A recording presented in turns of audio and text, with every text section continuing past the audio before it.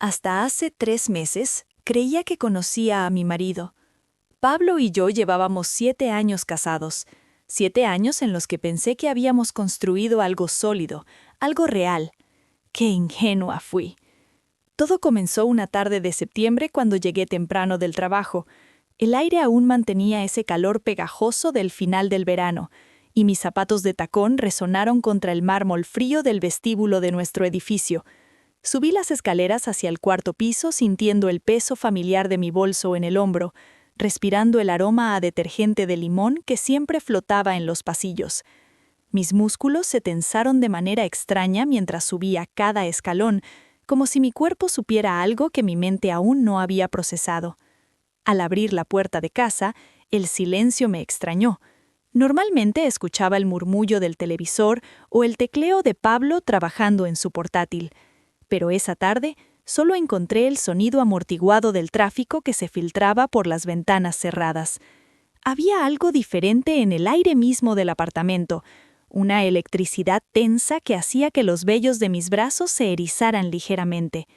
Lo encontré sentado en el salón del sofá, hundiéndose en los cojines beige que habíamos comprado juntos durante nuestra luna de miel.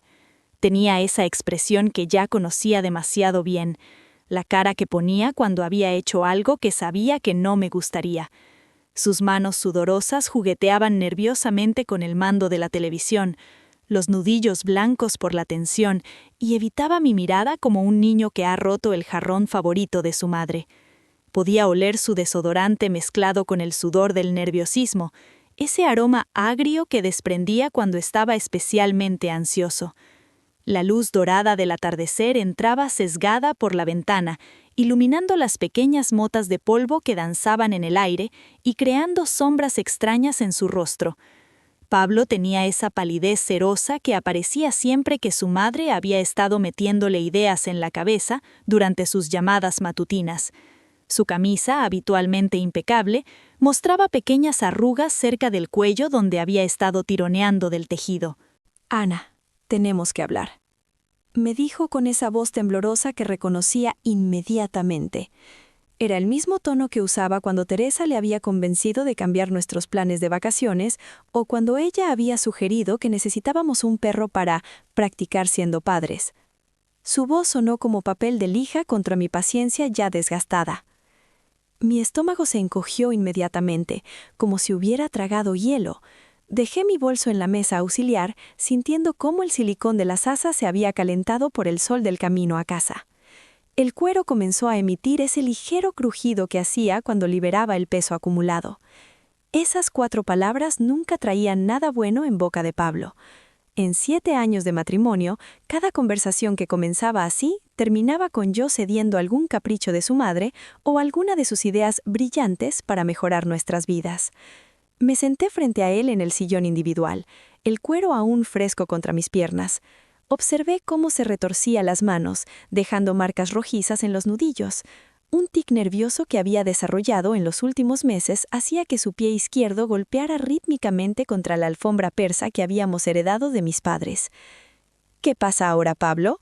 ¿Tu madre tiene otra de sus brillantes ideas para nuestro matrimonio? La pregunta salió cargada de un sarcasmo que ya no me molestaba en ocultar.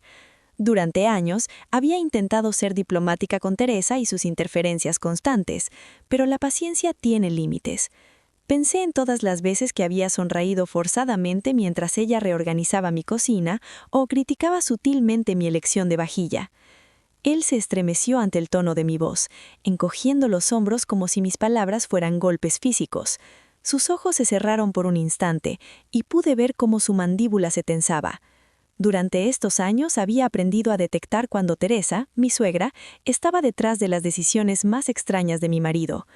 Esa mujer de 65 años, con su pelo perfectamente peinado en un bob plateado y su actitud de superioridad aristocrática, había convertido el arte de la manipulación en una ciencia exacta.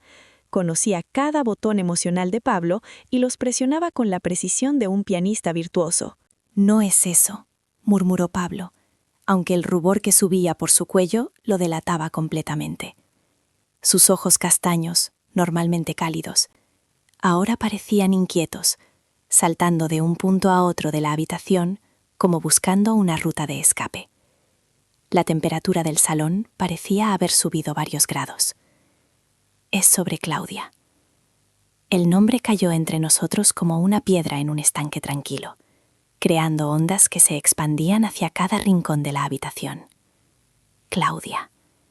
Ese nombre había aparecido en nuestras conversaciones con una frecuencia alarmante en las últimas semanas, siempre acompañado de adjetivos elogiosos que me hacían rechinar los dientes. Claudia, la nueva empleada de la empresa de Pablo. Claudia, que según él era muy trabajadora y dedicada.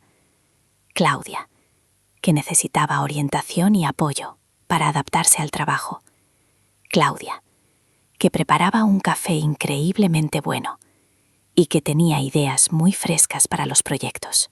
En mi mente había creado la imagen de una rubia perfecta con sonrisa de anuncio de pasta de dientes. ¿Qué pasa con Claudia?, pregunté, aunque una parte de mí ya sabía que no quería escuchar la respuesta. Mi voz sonó más controlada de lo que me sentía por dentro. Mis uñas se clavaron ligeramente en el cuero del sillón. Pablo tragó saliva audiblemente, el sonido seco resonando en el silencio tenso del salón. Su nuez se movió de manera exagerada, como si estuviera tragando algo mucho más grande que saliva. Ella está pasando por una situación muy difícil. Su casero la echó del apartamento y no tiene dónde quedarse. Es temporal, solo unas semanas hasta que encuentre algo. Las palabras flotaron en el aire entre nosotros como una bomba de relojería. ¿Me estaba pidiendo que dejara vivir a su compañera de trabajo en nuestra casa? A la mujer de 25 años, rubia, con esos ojos azules que había visto cuando Pablo me mostró fotos del equipo de trabajo, con demasiado entusiasmo. Recordé cómo sus ojos se habían iluminado al señalarla en la foto, el mismo brillo que solían tener cuando me miraba a mí en nuestros primeros años juntos. Pablo, dije muy despacio, saboreando cada sílaba, mientras mi mente procesaba la magnitud de su petición. ¿Me estás pidiendo que deje que una mujer que apenas conozco venga a vivir a nuestra casa? El silencio que siguió fue tan denso que parecía tener peso propio, presionando contra mis tímpanos como agua en las profundidades del océano. La ironía de la situación era aplastante. Nuestra casa, esa casa de 3 dormitorios en las afueras de Madrid, ni siquiera era realmente nuestra. Era el resultado del mayor sacrificio que había hecho en mi vida, una decisión que aún me dolía en el alma cada vez que pensaba en ella. El aroma del café recién hecho se mezclaba con el olor metálico de la lluvia contra las ventanas, creando una atmósfera que parecía reflejar perfectamente la amargura de mis recuerdos. 2 años atrás, Pablo había metido la pata de forma espectacular. Su empresa familiar, esa que dirigía Teresa con puño de hierro, había tenido problemas de liquidez, un eufemismo elegante para decir que Pablo había tomado decisiones desastrosas que casi llevan el negocio a la bancarrota. Las deudas se acumularon como una avalancha. Proveedores impagados, préstamos en mora, amenazas legales que llegaban cada semana como recordatorios constantes de nuestra ruina inminente. Recuerdo perfectamente esa noche cuando Pablo llegó a casa llorando. El sonido de sus llaves cayendo al suelo del recibidor había resonado como un presagio. Sí, llorando como un niño pequeño, con los ojos rojos y la cara hinchada, la camisa arrugada y manchada de sudor. Se tiró en mis brazos con una desesperación que me asustó y me confesó todo. Los 319.000 euros que debían, la posibilidad de ir a la cárcel, el pánico de Teresa ante la idea de perder su estatus social. «Ana, no sé qué hacer», sollozaba contra mi hombro, y yo podía sentir cómo sus lágrimas empapaban mi blusa de algodón. Sus manos temblaban mientras se aferraba a mí como a un salvavidas. Mi madre dice que es mi responsabilidad encontrar una solución. Dice que si no resuelvo esto, toda la familia pagará las consecuencias. Esa noche, mientras Pablo dormía agotado por el llanto, con la respiración entrecortada y pequeños gemidos que escapaban entre sueños. Yo me quedé despierta hasta las 5 de la mañana. El reloj de la mesilla marcaba cada segundo con un tic-tac hipnótico, mientras yo daba vueltas a la única solución que se me ocurría. La casa de mis padres en el pueblo, esa casa de piedra centenaria donde había crecido, donde guardaba todos mis recuerdos de la infancia, donde mi madre había cuidado su jardín de rosas hasta el día que murió. Era lo único de valor que tenía a mi nombre. Mis padres me la habían dejado cuando fallecieron en un accidente de coche 5 años antes. 350.000 euros de valor catastral según la última tasación, que descansaba en el cajón de mi escritorio como una promesa de seguridad. Más que suficiente para salvar a Pablo y su familia del desastre financiero. La decisión más difícil de mi vida la tomé en una oficina notarial fría y gris, con olor a papel viejo y ambientador de pino barato.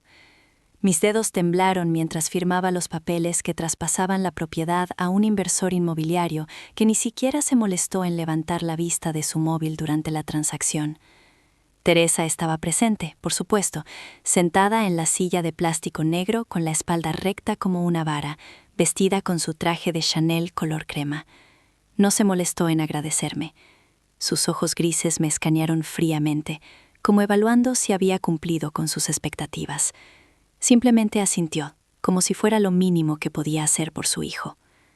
Ana ha demostrado estar a la altura de las circunstancias.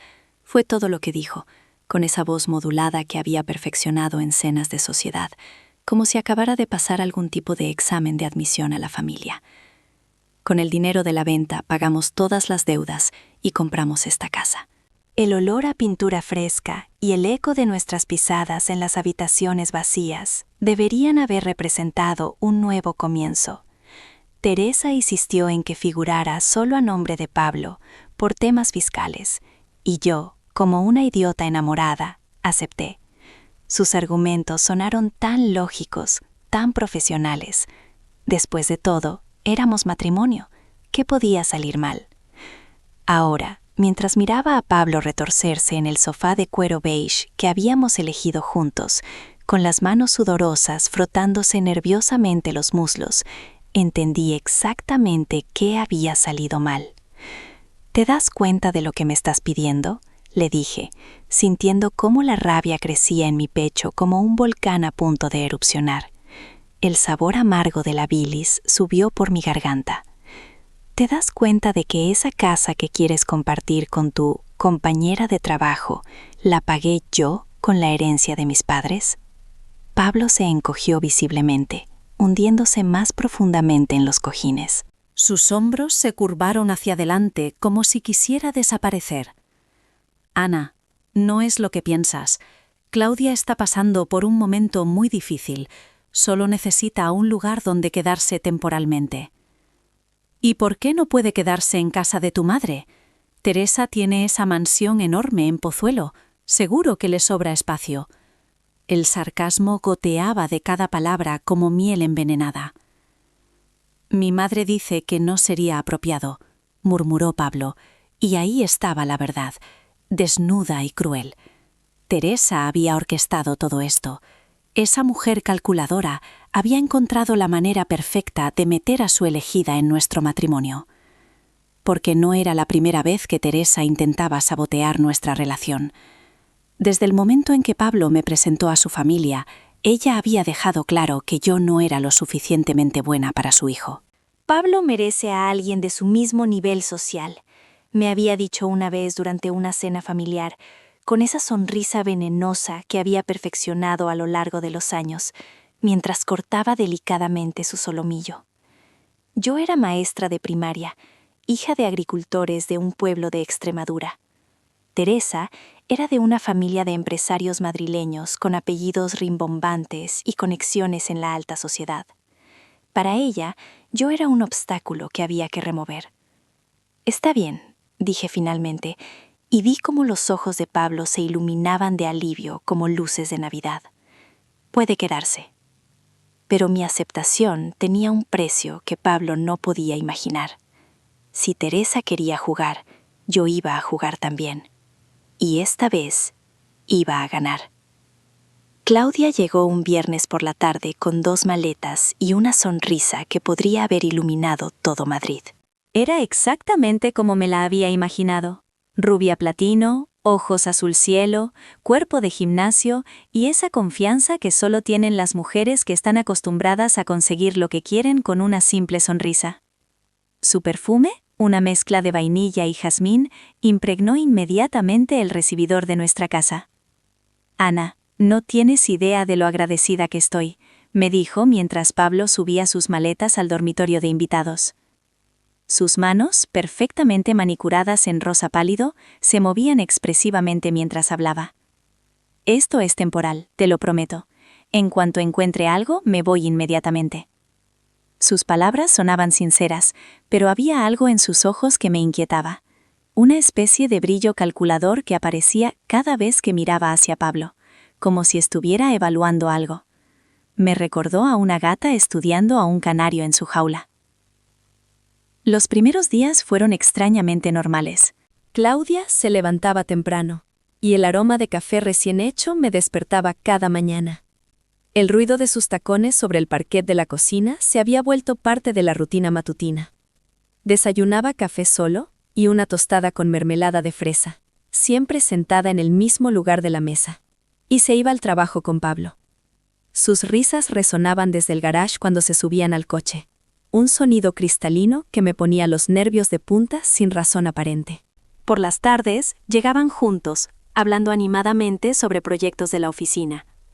Los escuchaba desde la sala, sus voces mezclándose en una sinfonía de complicidad que me hacía sentir como una extraña en mi propia casa. Ella ayudaba con las tareas domésticas sin que se lo pidiera, dejando siempre un rastro sutil de su perfume en los platos recién lavados y las superficies brillantes. Cocinaba platos deliciosos que a Pablo le encantaban.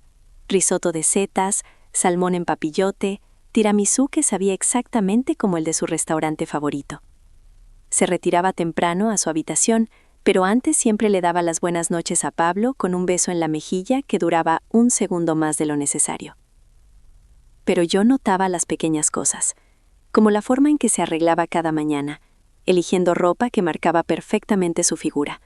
Blusas de seda que se ceñían a su cuerpo, faldas que acentuaban sus piernas interminables.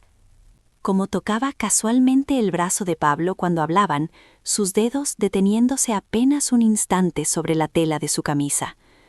Cómo se reía con esa risa musical cada vez que él hacía el más mínimo comentario gracioso, echando la cabeza hacia atrás de una manera que hacía bailar sus rizos dorados. Pablo, por su parte, parecía haber rejuvenecido 10 años. Llegaba a casa silbando melodías que no reconocía, se arreglaba más para ir al trabajo comprándose camisas nuevas que yo no recordaba haber visto, e incluso había empezado a usar una loción para después del afeitado que olía a madera de cedro.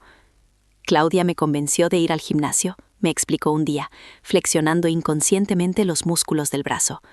Dice que es importante mantenerse en forma.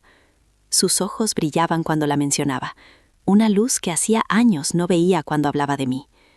El primer indicio real llegó una semana después, cuando encontré a Pablo hablando por teléfono en el jardín. Estaba de espaldas a mí, recostado contra el muro de piedra donde crecían las bugambillas que mi madre había plantado. Su voz era diferente, suave, íntima, protectora.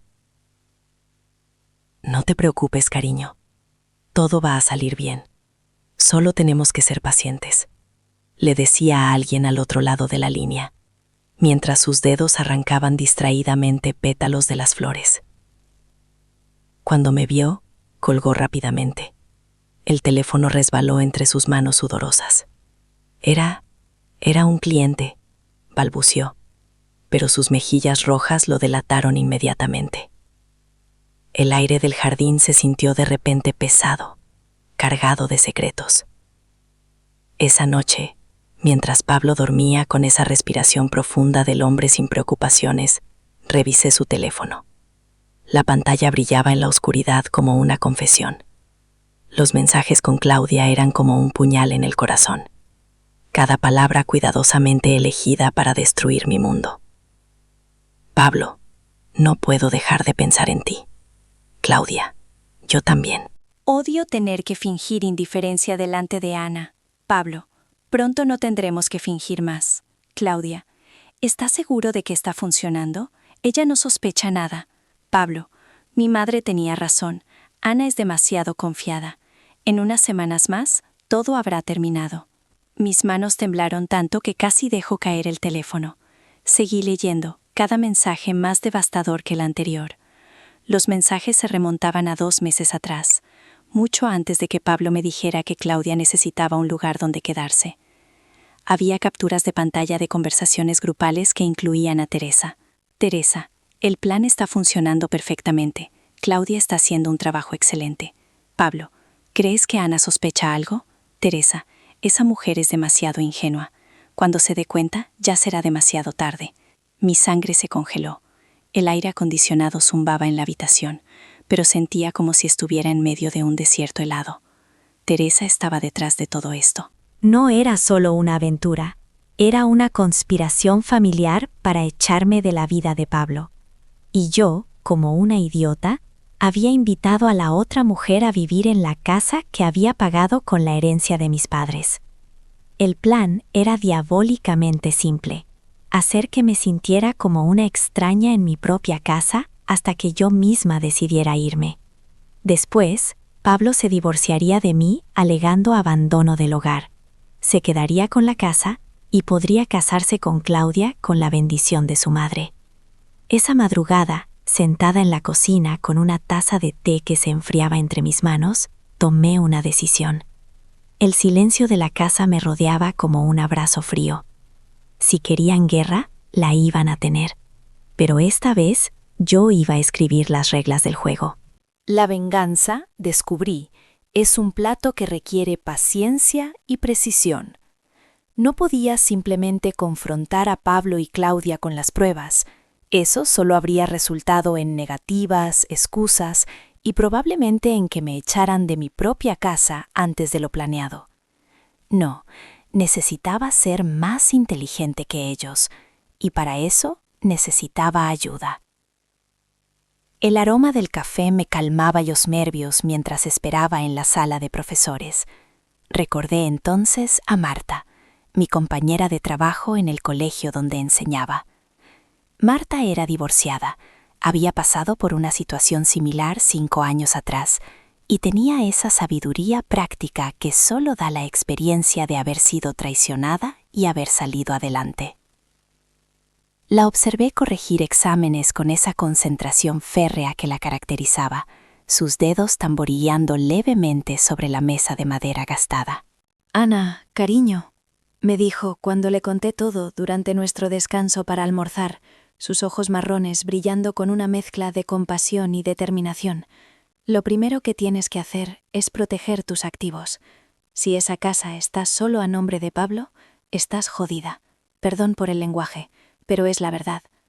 Se inclinó hacia mí por encima de la mesa de la cafetería, bajando la voz hasta convertirla en un susurro conspirador. El ruido de los estudiantes en el patio se filtraba por las ventanas, pero parecía venir de otro mundo. Marta tenía razón. Legalmente yo no tenía derecho a nada. La casa estaba a nombre de Pablo. No habíamos hecho capitulaciones matrimoniales, y aunque hubiera pagado yo la casa con mi dinero, demostrarlo iba a ser complicado. ¿Conservas alguna documentación de la venta de la casa de tus padres?, me preguntó Marta mientras removía distraídamente su café con leche. Por suerte, sí. Soy de esas personas que guardan todos los papeles importantes en una caja de seguridad.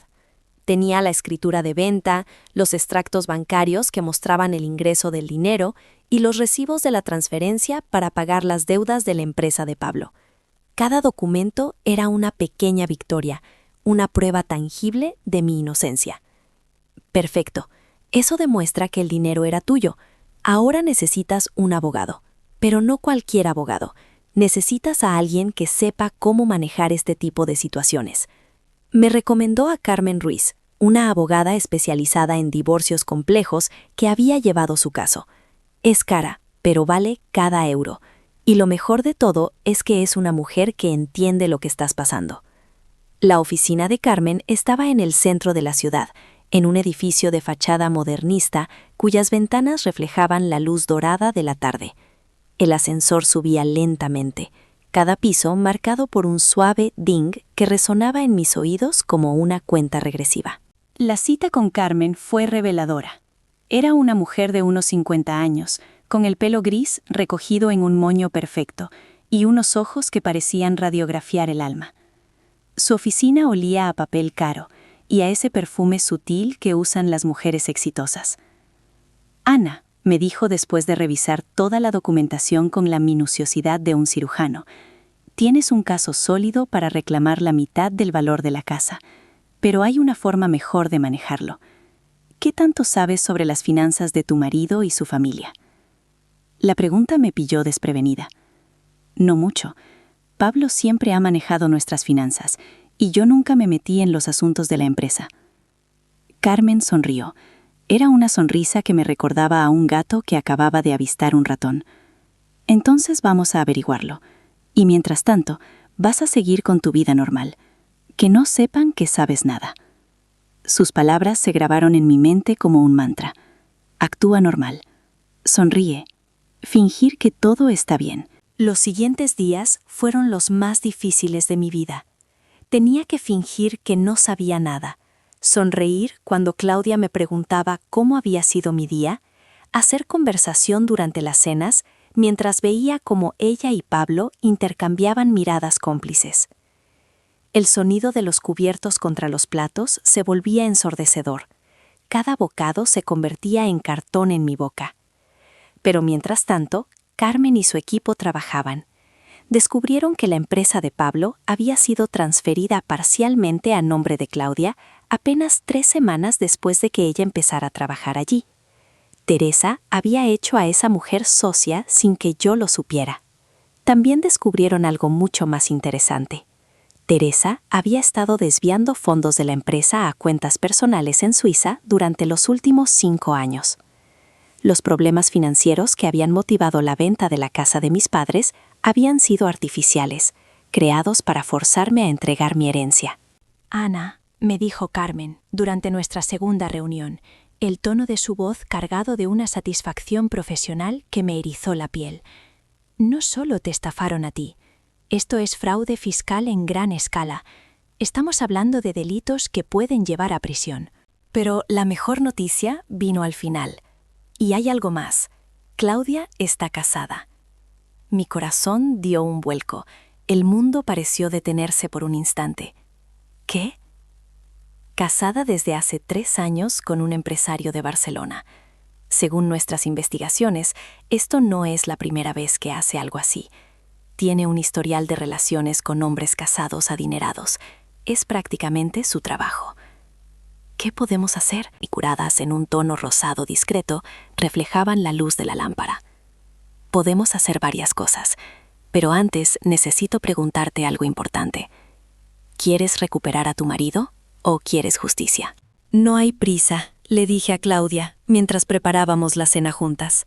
Eres como la hermana que nunca tuve. Vi cómo intercambiaba una mirada de triunfo con Pablo. Pensaban que su plan había funcionado perfectamente, que me habían convertido en una esposa complaciente, que aceptaba la presencia del amante en su propia casa. Pablo hasta se había vuelto más atrevido.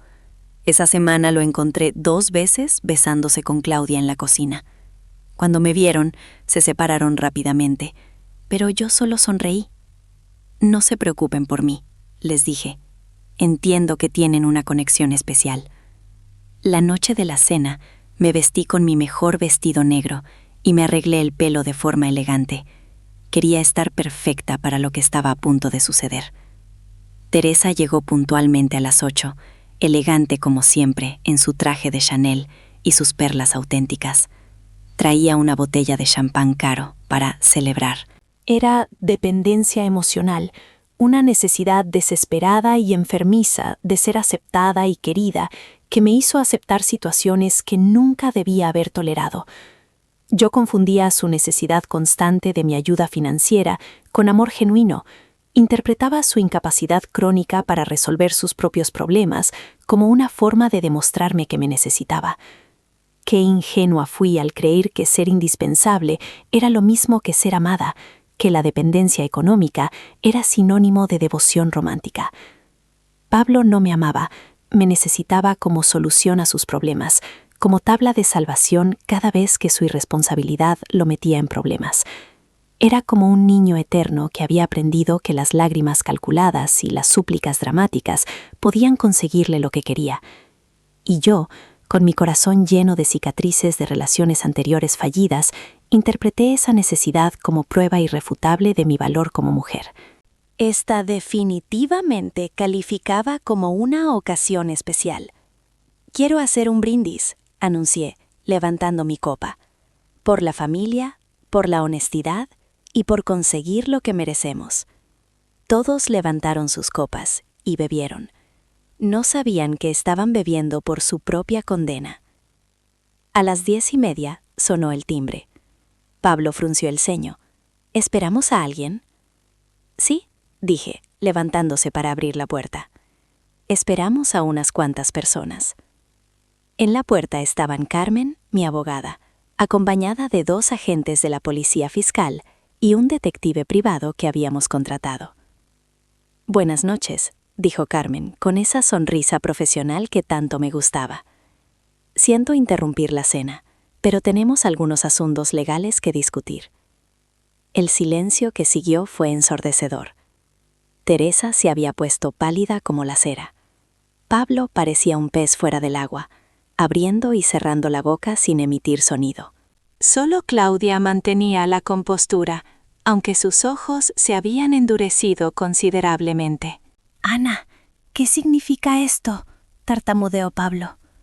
«Significa, querido marido», dije volviendo a sentarme tranquilamente, «que se acabó la farsa». Carmen abrió su maletín y sacó una carpeta gruesa. «Señora Teresa Mendoza, señor Pablo Mendoza y señora Claudia Vega, aunque ese no es su verdadero apellido, ¿verdad? Están arrestados por fraude fiscal, apropiación indebida y conspiración para cometer estafa». El detective privado se acercó a Claudia. Su verdadero nombre es Claudia Morales. Está casada con Raúl Herrera desde hace 3 años y tiene antecedentes por estafa sentimental en Barcelona y Sevilla. Claudia finalmente perdió la compostura. «No pueden demostrar nada». «¿No podemos?», intervino Carmen. «Tenemos grabaciones de todas sus conversaciones telefónicas de las últimas 3 semanas. Tenemos documentación de las transferencias ilegales de fondos». Tenemos pruebas de que el matrimonio entre usted y el señor Mendoza es bígamo, ya que usted sigue casada legalmente con otra persona. Se volvió hacia Teresa. Y usted, señora Mendoza, tiene cuentas bancarias no declaradas en Suiza por valor de 2 millones de euros. Evasión fiscal en gran escala. Teresa se levantó temblorosa. «Esto es un malentendido. Puedo explicarlo todo». «¿Podrá explicárselo al juez?», dijo uno de los policías, acercándose con las esposas. Pablo me miraba con una expresión de completa incredulidad. «Ana, ¿cómo pudiste hacernos esto? Somos familia». Me eché a leer. No pude evitarlo. «¿Familia, Pablo? ¿Le llamas familia a conspirar con tu madre y tu amante para estafarme la herencia de mis padres?». Saqué mi teléfono y reproduje una de las grabaciones que habíamos conseguido. La voz de Pablo sonó clara en el silencio de la sala. Mi madre tenía razón. Ana es demasiado confiada. En unas semanas más todo habrá terminado. Su cara se descompuso completamente. «Ana, yo puedo explicarlo». «No hay nada que explicar», dije, poniéndome de pie. «Carmen, procede con los arrestos». Ver cómo se llevaban esposados a Pablo, Teresa y Claudia fue uno de los momentos más satisfactorios de mi vida.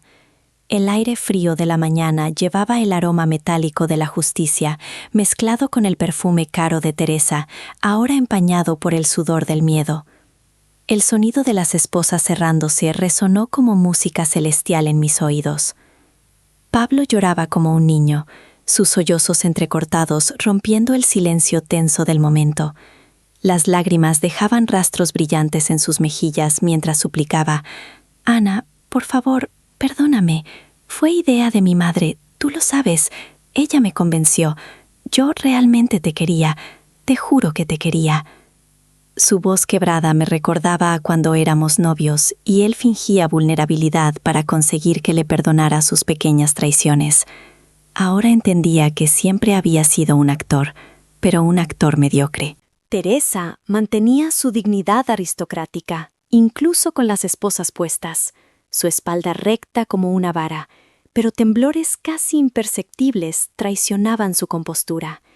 Sus ojos, inyectados en sangre y rodeados de ojeras que el maquillaje ya no podía ocultar, me lanzaban dagas envenenadas. Esto no va a quedar así, Ana. Mi familia tiene conexiones. Vamos a destruirte. Su voz sonaba ronca, como si hubiera estado gritando toda la noche. Pensé en todas las veces que me había hecho sentir pequeña, inferior, como si fuera un favor que me permitieran existir en su presencia. Ahora, esposada y rodeada de policías, parecía exactamente lo que era, una estafadora de clase alta a punto de enfrentar la realidad. Claudia fue la que mejor llevó la situación. Sus tacones altos repiqueteaban contra el pavimento con un ritmo casi musical mientras caminaba hacia el coche patrulla. Su cabello rubio ceniza brillaba bajo la luz del sol matutino y llevaba puesta una blusa de seda que probablemente costaba más que mi salario mensual. Cuando se volvió hacia mí, su sonrisa era casi admirativa, genuina por primera vez desde que la conocía. «Bien jugado», me dijo, inclinando ligeramente la cabeza en un gesto que parecía un saludo entre iguales. «No pensé que fueras tan inteligente». «La inteligencia se desarrolla cuando necesitas sobrevivir a las serpientes», le respondí, sintiendo un placer extraño al ver cómo su sonrisa se ampliaba con auténtica apreciación. Los siguientes meses fueron un torbellino de procedimientos legales, audiencias y papeleo. Las salas de los juzgados olían a desinfectante barato y papel viejo, y el eco de los pasos resonaba contra los suelos de mármol gastado. Carmen resultó ser tan buena como Marta había prometido. Sus ojos azules brillaban con la ferocidad de un depredador cada vez que presentaba una nueva evidencia, y su voz cortante diseccionaba cada mentira con precisión quirúrgica. Los documentos no mienten, le decía al juez, mientras sostenía en alto las transferencias bancarias, y las transferencias hablan por sí solas. No solo conseguimos que Pablo, Teresa y Claudia fueran condenados, sino que logramos recuperar todo lo que me habían robado y más. Cada audiencia era como arrancar otra capa de barniz a sus mentiras cuidadosamente construidas. Teresa recibió 4 años de cárcel por evasión fiscal y fraude.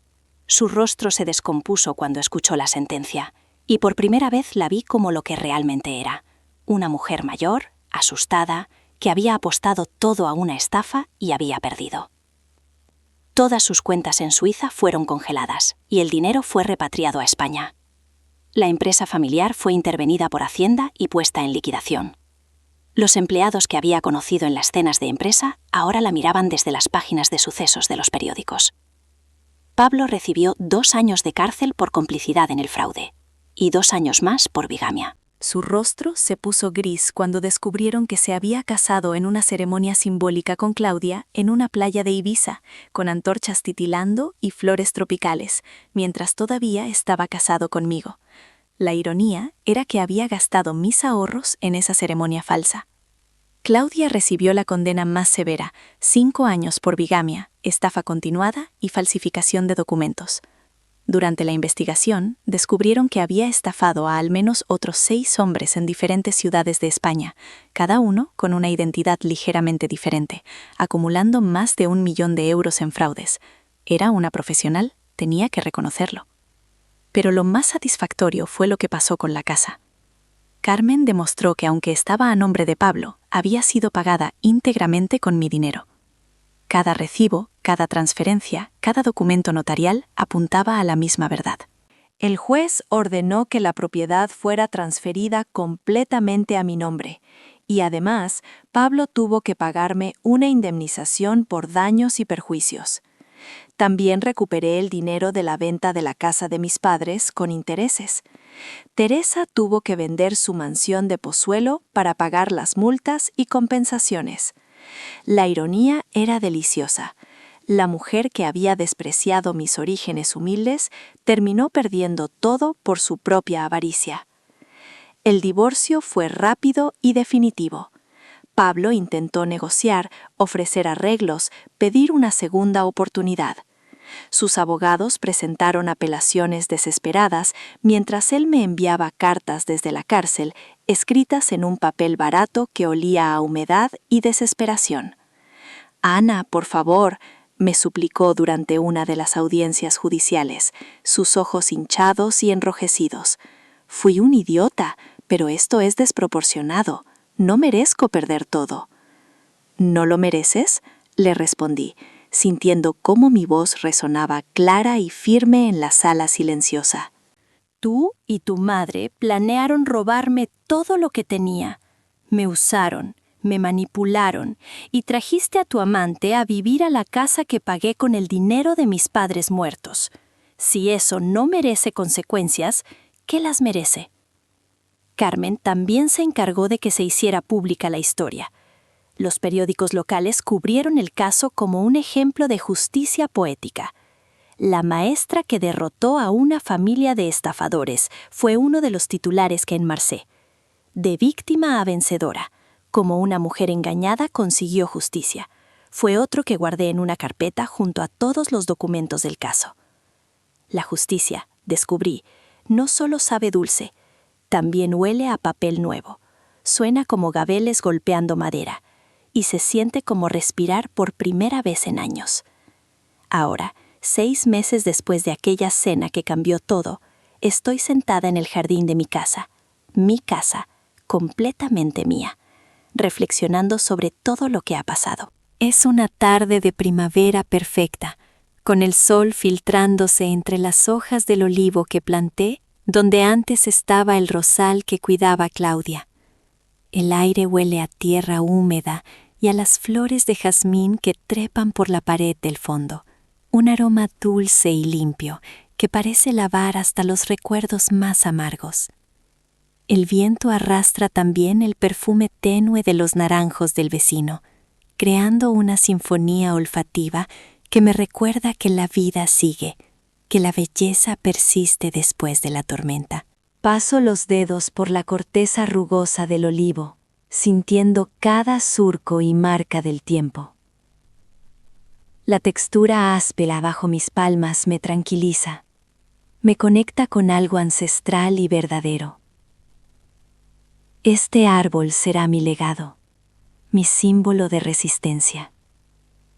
Las aceitunas que dé algún día serán mías, no de una familia que me veía como un recurso desechable. Me parece increíble cómo un simple cambio de vegetación puede transformar completamente un espacio. Donde antes había espinas y pétalos marchitos que me punzaban los dedos cada vez que intentaba podarlos, ahora hay hojas plateadas que danzan con cada brisa, reflejando la luz como pequeños espejos que celebran mi libertad. La casa está silenciosa, pero es un silencio diferente al que había cuando vivían Pablo y Claudia. Entonces era un silencio tenso, lleno de mentiras no dichas y traiciones susurradas. Podía sentir el peso de las conversaciones secretas filtrándose por las paredes como una humedad tóxica, el murmullo constante de planes que no incluían mi bienestar.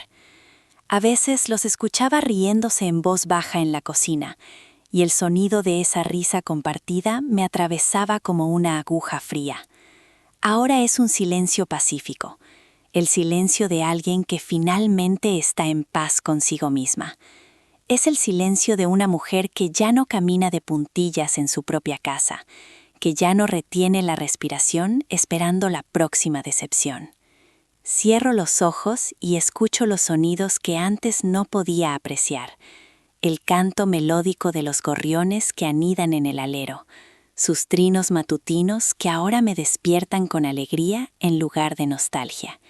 el suave zumbido del refrigerador nuevo que compré con mi dinero, un sonido constante que me recuerda mi independencia, el crujir musical del bambú que planté junto a la cerca, una melodía natural que se ha convertido en la banda sonora de mis tardes de paz. Son los sonidos de una vida que me pertenece, cada nota una victoria pequeña pero significativa. He tenido mucho tiempo para pensar en lo que pasó, para analizar las señales que ignoré, las banderas rojas que decidí no ver con una determinación casi obstinada. Recuerdo vívidamente el día que Pablo me pidió acceso a mi cuenta bancaria temporalmente. Sus ojos no podían sostener mi mirada cuando lo dijo, desviándose constantemente hacia la ventana, como si buscara una ruta de escape. Y sus manos temblaron ligeramente al pasarme los papeles. En ese momento, una vocecita en mi cabeza susurró, «peligro». Pero yo la silencié con excusas sobre la confianza en el matrimonio y el amor que todo lo puede. La verdad es que parte de mí sabía que algo no estaba bien desde el principio.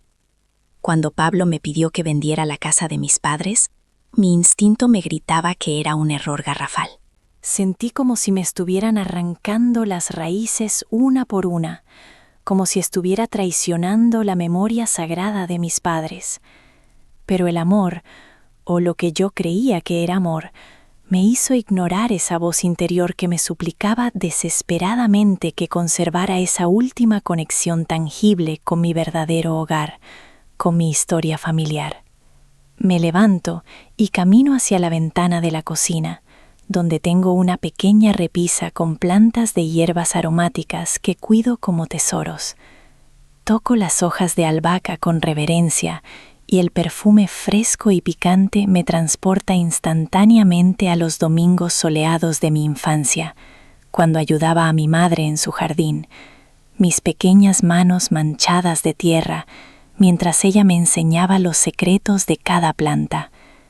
¿Cómo pude permitir que me convencieran de vender el lugar donde crecieron esos recuerdos dorados, donde cada rincón guardaba fragmentos de felicidad pura? Ahora entiendo que lo que tenía con Pablo no era amor real.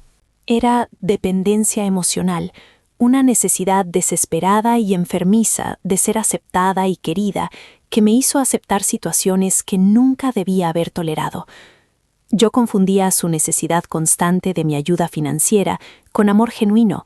Interpretaba su incapacidad crónica para resolver sus propios problemas como una forma de demostrarme que me necesitaba.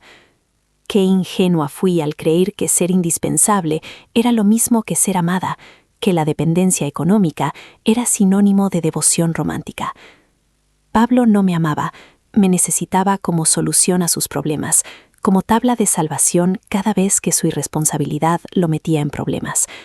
Era como un niño eterno que había aprendido que las lágrimas calculadas y las súplicas dramáticas podían conseguirle lo que quería. Y yo, con mi corazón lleno de cicatrices de relaciones anteriores fallidas, interpreté esa necesidad como prueba irrefutable de mi valor como mujer. Y Teresa vio esa debilidad con ojos de halcón y la explotó magistralmente. Esa mujer entendía la psicología humana mejor que muchos profesionales. Manejaba las emociones ajenas como un director de orquesta maneja su batuta.